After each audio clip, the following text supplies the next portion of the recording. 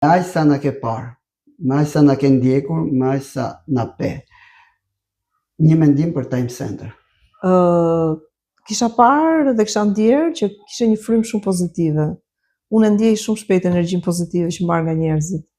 Më ngjitet dhe të njëjtën frymë gjeta edhe te ambientet tuaja. Ishin ambiente shumë bashkohore, plot dritë. Për te reklamës nuk e prisja që të gjeja një ambient të tillë, mendova diçka më të vogël, më modeste. Ishte vërtet një investim, do thoja, i standardeve europiane. Ju përgëzoj për punën që bëni, për pasionin dhe mbi të gjitha për dritën e diturisë që doni t'i shpërndani këtyre fëmijëve. E kam ndjerë, ju ndjek që përveç se vetë jeni një euritit, do thoja, i historisë dhe këtu përbashkohemi bashkë. Nuk bi dakord fare, po gjithsesi faleminderit. Unë do isha në një jetë të dytë do isha një mësuese historie.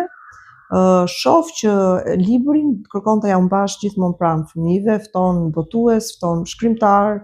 Do të thënë nuk është thjesht një qendër after school, pas shkollore, ku thjesht bëhen ato detyra dhe pastaj o burra me vrap të hipim në furgon dhe të ikim në shtëpi. Më vjen mirë që këtu nxënësit me atë pasionin që unë kam ndjerë, mendoj që Time Center nuk është thjesht një after school, por është shtëpia e dytë e çdo fëmie.